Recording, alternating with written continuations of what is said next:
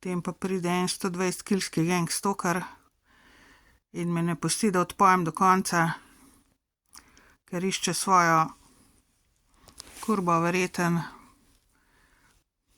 Vprašal me je, če sem Lidija. Sem rekla, je to natakarca. Se smejo, ne. Ja, takole zdaj, sodišča so ga poslali, zdaj probajo nekaj skombinirati, da bi jaz tlele ena kurba izpadla, pa ne vem kaj. Jaz sem v celibatu od maja 2016, se pravi, zdajle je skoraj že 9 let.